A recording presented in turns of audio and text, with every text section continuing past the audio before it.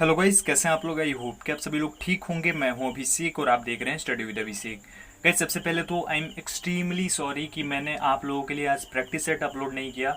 अब हुआ यूं कि मैंने सब कुछ तैयार कर लिया था, क्वेश्चंस भी रेडी थे आपके, बस रिकॉर्ड करना था। लेकिन कुछ वजह हो गई और कुछ अर्जेंट काम आ गया मुझे, इस वजह से मैं अपलोड नहीं कर पाया। तो उसके लिए एक बार फिर से आप लोगों से सॉरी बोलता हूँ। और नेक्स्ट प्रैक्टिस सेट में भी इसी वीक आपको मिल जाएगा संडे की जगह, ठीक है। तो उसके लिए घबराने की ज़रूरत नहीं है। लेकिन अगर अपलोड नहीं कर पाया तो ऐसा नहीं है कि आपको मैं निराश करूँगा। आपके लिए कुछ और लेके आ गया हूँ। और वो क्या है, इसमें हम सुपर 30 क्वेश्चंस करने वाले हैं। 15 जीके हैं और 15 जीएस हैं, यानी 15 जनरल नॉलेज के क्वेश्चन हैं, 15 जनरल साइंस के क्वेश्चन हैं। टोटल टॉप 30 क्वेश्चन हैं। ये Indian navy, AMR, SSR, double A, साथ ही साथ इंडियन एयरफोर्स वाई ग्रुप के एग्जाम देने वाले कैंडिडेट्स हैं, तो उनके लिए भी है। तो इसके लिए मैंने minimum cut off marks 20 marks रखा है। और इतना आप कर सकते हो अगर पहले से आप तैयारी करते आ रहे हो, पहले से मैं पढ़ाता आ रहा हूँ आप लोगों को। तो उम्मीद करता हूँ कि आप ऐसा स्कोर करोगे। और जो लोग नए जुड़े हैं उनको भी घबराने की जरूरत नहीं है। आपका जो भी स्कोर बनता है बहुत अच्छा है। आने वाले टाइम में हम उसको इम्प्रूव कर लेंगे। लेकिन हाँ, जब आप कमेंट सेक्शन में कमेंट करो तो ऑनेस्टली बताना कि आपका स्कोर कितना है और आप कहां से हो। तो ये जरूर बताना कि आपका स्कोर कितना होता है वीडियो के एंड में। चलिए शुरू करते हैं और देखते हैं आज के हमारे टॉप 30 जीके एंड जीएस के क्वेश्चंस को।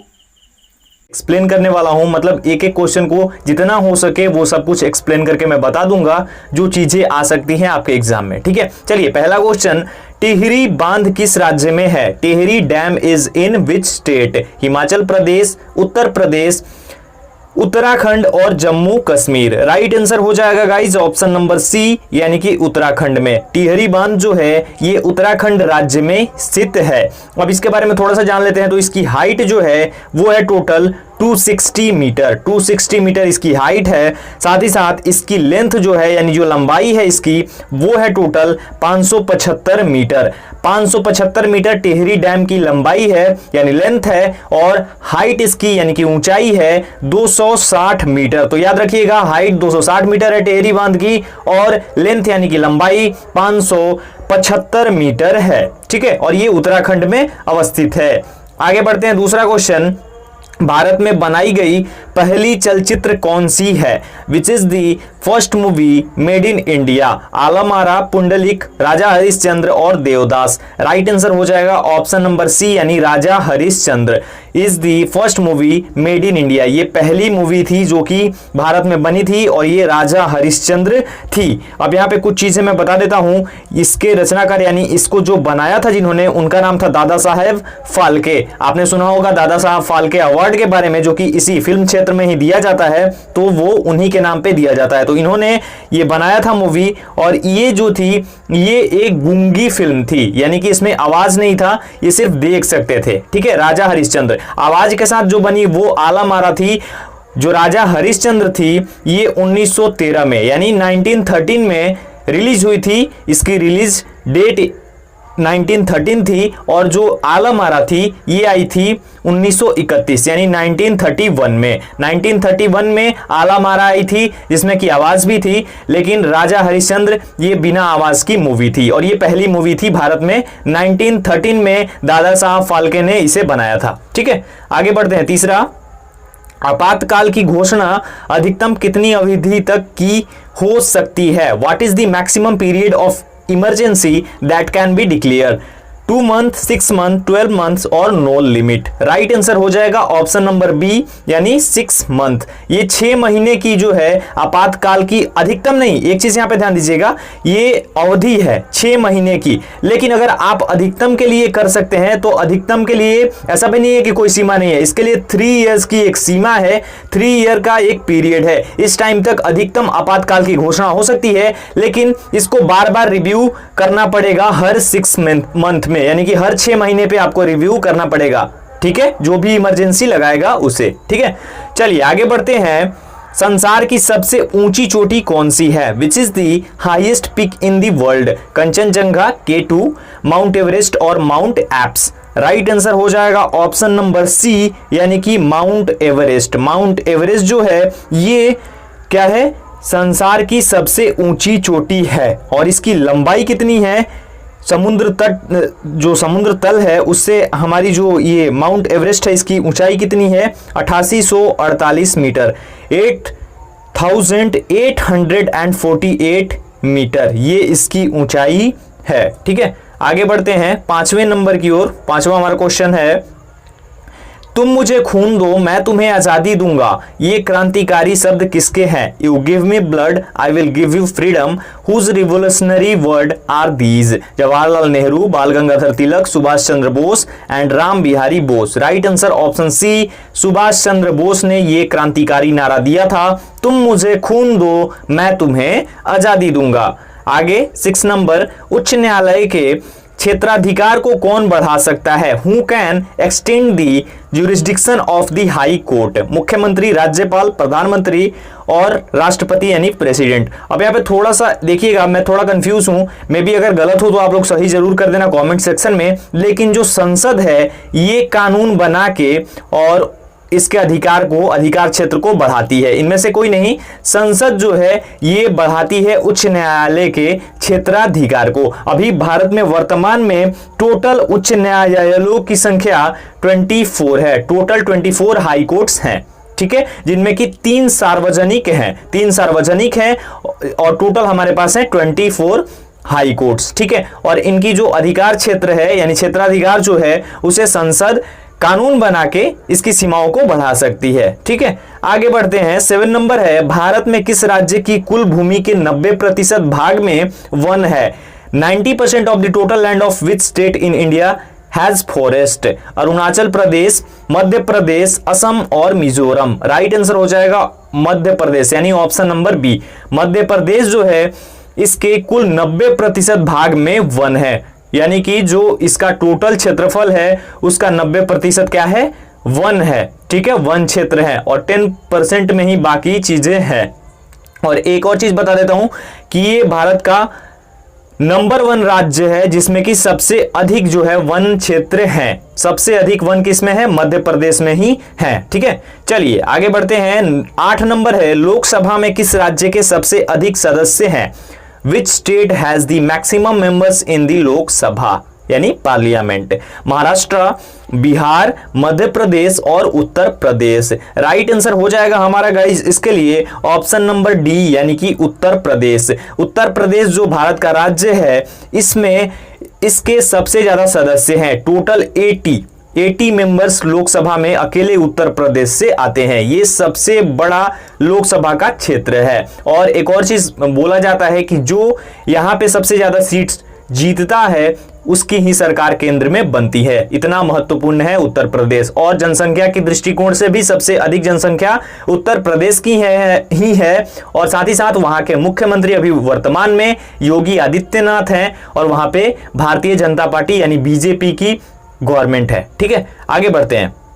9 नंबर है, सर्वाधिक व्यस्त समुद्री व्यापार मार्ग निम्नलिखित में से कौन सा है? Which of the following is the busiest sea trade route? Suez नहर, स्वेज कैनाल, आशा अंतरीप, केप ऑफ गुड होप, दक्षिण अटलांटिक मार्ग, साउथ अटलांटिक रूट और North Atlantic route. Right answer हो जाएगा ऑप्शन डी यानी उत्तर अटलांटिक मार्ग यानी उत्तर अटलांटिक रूट जो है ये सर्वाधिक व्यस्त समुद्री मार्ग है, व्यापार मार्ग है। ठीक है, विश्व का। आगे बढ़ते हैं। सबसे लंबी तटीय रेखा किस प्रांत की है? भारत में पूछा जा रहा है। Which province has the longest coast line? Andhra Pradesh, Kerala, Tamil Nadu और गुजरात। राइट आंसर इसके लिए हो जाएगा ऑप्शन नंबर डी यानी गुजरात। टोटल 1200 किलोमीटर की तटीय रेखा है गुजरात की और ये सबसे लंबी तटीय रेखा है किसी भी राज्य की भारत में। ठीक है, किसकी? गुजरात की। 1200 किलोमीटर की तटीय रेखा है, याद रखिएगा। आगे 11 नंबर, नाइटिंगेल ऑफ इंडिया के नाम से कौन प्रसिद्ध है? Who was famous as the nightingale of India? Vijay Lakshmi Pandit, Lata Mangeshkar, Sarojini Naidu, Noorjahan. Right answer हो जाएगा ऑप्शन सी यानी सरोजनी नायडू। ये नाइटिंगेल ऑफ इंडिया के नाम से प्रसिद्ध थी, इन्हें नाइटिंगेल ऑफ इंडिया के नाम से भी जाना जाता है। इनके बारे में अगर कुछ और फैक्ट बताऊं आपको तो इनका जो जब जन्म हुआ था तो जन्म के टाइम पे इनका नाम था सरोजनी चट्टोपाध्याय। सरोजनी चट्टोपाध्याय नाम था इनका जन्म के टाइम पे, जब इनका जन्म हुआ था उसके बाद इनका नाम सरोजनी नायडू हुआ और इन्हें नाइटिंगेल ऑफ इंडिया बोला जाता है। ये पहली महिला थी भारत की जो भारत के किसी भी राज्य की गवर्नर बनी थी, यानी राज्यपाल बनी थी। और वो किस राज्य की बनी थी? उत्तर प्रदेश की राज्यपाल, पहली महिला राज्यपाल बनी थी किसी भी भारतीय राज्य के, और वो राज्य था उत्तर प्रदेश। आगे 12 नंबर, इंग्लिश चैनल को पार करने वाली पहली महिला कौन थी? Who was the first women to cross the English channel? Junko Tabei, Ann Bancroft, Arati Saha और लिवियन बेनक्रॉफ। राइट आंसर हो जाएगा ऑप्शन सी, यानी आरती साहा इंग्लिश चैनल को पार करने वाली पहली महिला थी। ठीक है, नेक्स्ट है हमारा 13 नंबर, द्रोणाचार्य पुरस्कार किससे जुड़ा है? Dronacharya award is associated with science, art, sports और सोशल वेलफेयर, यानी समाज कल्याण।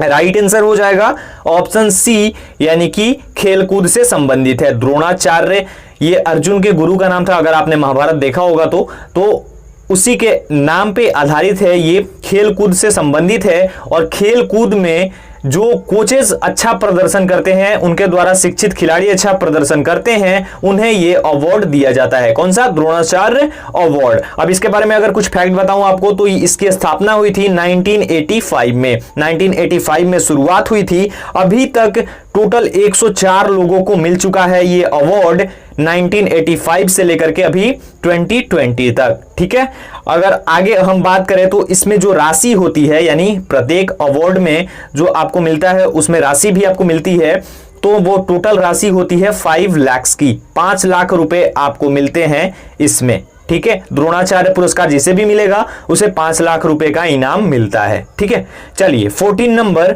निम्नलिखित में से चाय का सबसे बड़ा उत्पादक कौन है? Which of the following is the largest producer of T? America, Israel, Bharat यानी इंडिया और चाइना। राइट आंसर हो जाएगा गाइस इसके लिए ऑप्शन नंबर डी, यानी चाइना। इन सभी में सबसे अधिक चाय का उत्पादक है China. China is the largest producer of T. ठीक है, ये सभी में अमेरिका, इजराइल, भारत, चाइना, इन सभी में चाइना अव्वल नंबर पर है चाय के उत्पादन में। ठीक है, अब यहाँ पे एक सवाल आप लोगों के लिए है, कमेंट सेक्शन में कमेंट करके जरूर बताना। ये तो हो गया विश्व में। अगर हम बात करें भारत में, तो भारत का कौन सा ऐसा राज्य है जो कि चाय का लार्जेस्ट प्रोड्यूसर है? लार्जेस्ट यानी कि सबसे बड़ा उत्पादक राज्य कौन सा है भारत का चाय का? ठीक है, कमेंट सेक्शन में कमेंट करके जरूर बताना। आगे 15 नंबर है, विश्व वन्य प्राणी दिवस कब मनाया जाता है? When is world wild life day celebrated? 8 मई, 15 मार्च, 3 मार्च और 12 नवंबर। राइट आंसर हो जाएगा ऑप्शन सी, यानी कि 3 मार्च को प्रत्येक वर्ष world wild life day celebrate किया जाता है। विश्व वन्य प्राणी दिवस 3 मार्च को प्रत्येक वर्ष पूरे विश्व में मनाया जाता है। ट्रांसफार्मर कैसे काम करता है? How does transformer work? केवल प्रत्यावर्ती धारा से, केवल दिष्ट धारा से, एसी और डीसी दोनों से, यानी कि जो आपका प्रत्यावर्ती धारा है और दिष्ट धारा है दोनों, और किसी भी सिग्नल से। तो राइट आंसर इसके लिए हो जाएगा ऑप्शन नंबर ए, यानी कि केवल प्रत्यावर्ती धारा से। ठीक है, जो ट्रांसफार्मर है वो केवल प्रत्यावर्ती धारा से ही काम करता है। आगे बढ़ते हैं, यदि किसी चुंबक का तीसरा ध्रुव हो तो तीसरा ध्रुव कहलाता है। If a magnet has the third pole then the third pole is called अतिरिक्त ध्रुव यानी एक्स्ट्रा पोल, यादृक्ष ध्रुव, दोषपूर्ण ध्रुव और परिणामी ध्रुव। राइट आंसर हो जाएगा ऑप्शन डी, यानी परिणामी ध्रुव। ठीक है, एक चुंबक है उसका 1 और 2 यानी नॉर्थ पोल और साउथ पोल है, तो तीसरा ध्रुव जो है वो क्या होगा? इसका परिणामी ध्रुव यानी कि रिजल्टिंग पोल बोला जाएगा। 2 ध्रुव के अलावा अगर तीसरा ध्रुव हो तो तीसरा ध्रुव परिणामी ध्रुव कहलाता है। वायु से हल्की गैस है, light gas than the air. Oxygen, chlorine, ammonia और प्रोपीन।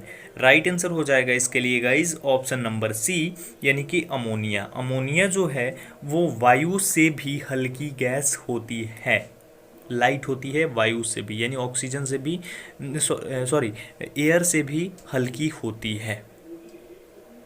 आगे बढ़ते हैं 19 नंबर, कार्बन मोनोऑक्साइड तथा नाइट्रोजन गैस के गैसीय मिश्रण को कहते हैं?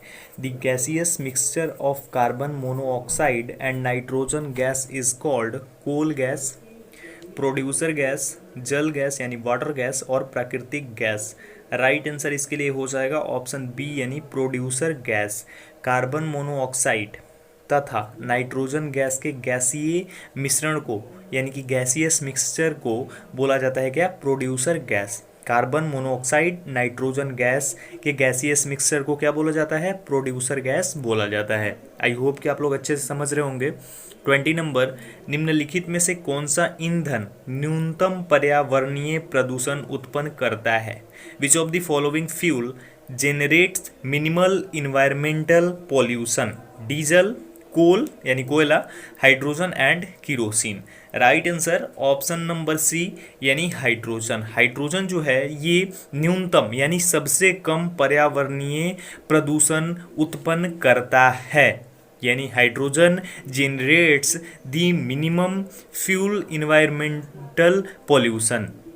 ठीक है, नेक्स्ट 21 नंबर, न्यूमोनिया के लिए उत्तरदायी है, रिस्पॉन्सिबल फॉर निमोनिया? निमोकाकाई, क्रोमोसोम, एक्सीटोल और none of the above. Right answer option A यानी न्यूमोकोकाई। न्यूमोकोकाई जो है जिसे हम इंग्लिश में न्यूमोकोकोल बोलते हैं वो रिस्पॉन्सिबल है न्यूमोनिया के लिए, न्यूमोनिया जो रोग होता है उसके लिए। ठीक है, आगे बढ़ते हैं। 22 नंबर, कार्बाइड क्या है? कार्बाइड के बारे में आई होप कि आप में से मोस्टली लोग जानते होंगे। पोटास, यूरिया, फास्फेट और कैल्शियम। राइट आंसर हो जाएगा ऑप्शन बी यानी यूरिया। यूरिया को कार्बाइड बोला जाता है जिससे फलों को पकाया जाता है, यानी समय से पहले अगर फलों को पकाना है तो हम कार्बाइड का उपयोग करते हैं, यूज़ करते हैं। ठीक है, नेक्स्ट, इमली में कौन सा अम्ल होता है? Which acid is present in tamarind? Formic acid, pole bolt acid, tartaric acid and वहीं फॉर्मिक एसिड एक बार फिर से ये डबल हो गया है। राइट आंसर इसके लिए हो जाएगा ऑप्शन सी यानी टार्टरिक एसिड। इमली में टार्टरिक अम्ल होता है। ठीक है, नेक्स्ट 24 नंबर, मधुमक्खियों के काटने से उत्पन्न दर्द किसके कारण होता है? Why is pain caused by bees bite? Formic अम्ल, टार्टरिक अम्ल, पोल बोल्ट अम्ल और उपयुक्त सभी। गाइस राइट आंसर हो जाएगा ऑप्शन ए यानी फॉर्मिक एसिड। फॉर्मिक एसिड जो है जो उत्पन्न दर्द होता है, यानी अगर मधुमक्खी काटती है तो हमें जो दर्द होता है वो कॉज ऑफ फॉर्मिक एसिड होता है। क्या कॉज है उसका? फॉर्मिक एसिड कॉज है। 25 है, डायनामाइट का प्रमुख अवयव क्या है? What is the main ingredient of dynamite?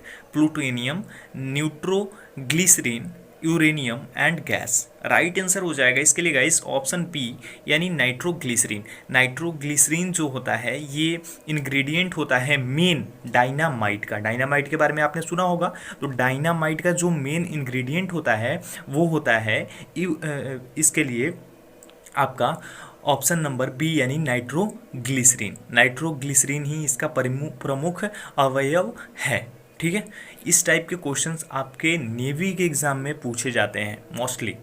मनुष्य के रुधिर में श्वेत रुधिराओं यानी WBS तथा लाल रुधिराओं RBC का अनुपात सामान्यतः कितना होता है? तो इनका अनुपात हमें बताना है 100, 1:200, 1:500 और 1:600। राइट आंसर हो जाएगा ऑप्शन नंबर डी यानी 1:600 होता है मनुष्य में श्वेत रुधिराणु यानी WBC और लाल रुधिराणुओं यानी RBC का अनुपात यानी कि जो उनका उन दोनों के बीच में अनुपात होता है। ठीक है, नेक्स्ट है, लार का टाइलिन किस माध्यम से सक्रिय होता है? स्लाइवाज।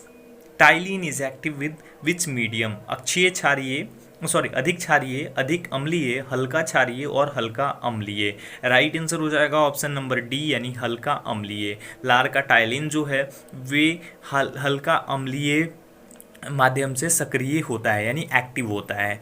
निम्नलिखित में से कौन सी बीमारी लिंग गुणसूत्र के माध्यम से होती है? रतौंधी, वर्णांधता यानी कलर ब्लाइंडनेस, निकट दृष्टि मेओपिया और दूरदृष्टि यानी हाइपरमेट्रोपिया। राइट आंसर इसके लिए हो जाएगा ऑप्शन बी यानी वर्णांधता। कलर ब्लाइंडनेस जो है ये लिंग गुणसूत्र के माध्यम से भी होती है। ठीक है, आगे 29 नंबर, विटामिन डी की कमी से होने वाला रोग का नाम क्या है? रतौंधी, बेरी, रिकेट्स और दूरदृष्टि दोष। ठीक है, हम एक बार फिर से ये क्वेश्चन एक बार रिपीट करता हूँ। विटामिन डी की कमी से होने वाला रोग क्या है, ये आप कमेंट सेक्शन में लिख करके मुझे बताएंगे। बहुत ही इजी क्वेश्चन है, बहुत ही इजी इसका आंसर है। तो आई होप कि आप लोग जल्दी से कमेंट सेक्शन में कमेंट करके बताएंगे कि इसका आंसर क्या हो जाएगा। लास्ट क्वेश्चन है, मनुष्य में किस कशेरुकी पर खोपड़ी का संपूर्ण भार होता है? Axis, sacral, cervical and Atlas. Right answer हो जाएगा ऑप्शन नंबर डी यानी जो एटलस है इस पे ही खोपड़ी का पूरा भार होता है। हमारी जो खोपड़ी है उसका पूरा भार इस पे एटलस पे ही होता है। ठीक है, ये बहुत ही महत्वपूर्ण है हमारे शरीर में। तो गाइज ये थे 20 क्वेश्चन साइंस के। आई होप कि आप लोगों को पसंद आए होंगे। आगे और भी अच्छे तरीके से और भी टफ क्वेश्चंस मैं लेके आने वाला हूँ। आई होप कि ये टेस्ट आपने अच्छे से दिया होगा और इसका आंसर आप लोग कमेंट सेक्शन में कमेंट करके बताएंगे। जल्दी ही आप लोगों के लिए जीके की वीडियो भी हो सकता है कल से ही मिलनी शुरू हो जाएंगी। इंग्लिश भी मैं कोशिश करूंगा, अगर आप लोग कमेंट सेक्शन में कमेंट करके बताएं कि इंग्लिश में कौन से टॉपिक्स चाहिए तो वो भी मैं ट्राई करूंगा कि आपका करवा दूं। तो ये थी वीडियो आज के लिए। एक और चीज़ बताना चाहूँगा कि आने वाले टाइम में जब नेक्स्ट एग्जाम के लिए आप तैयारी करेंगे उस टाइम पे आप लोग पूछ रहे थे कि लाइव क्लासेस कहाँ पे मिलने वाली हैं। तो लाइव क्लासेस गाइज आपको अनअकैडमी पे भी मिलेंगी। इस पे तो क्लासेस मिलेंगी ही, साथ ही साथ अनअकैडमी पे भी मिलेंगी और काफ़ी अच्छी लाइव क्लासेस आपको वहाँ पे मिलने वाली हैं। तो जुड़े रहिए, आप लोग देखते रहिए, वेट कीजिए, सब कुछ बहुत जल्दी होगा। बस ये कोरोना का सब कुछ ख़त्म हो जाए उसके बाद ये सब अच्छे से हम लोग करने वाले हैं। तो बस आराम से घर में रहिए, सेफ रहिए और रिलैक्स कीजिए। Thank you so much guys.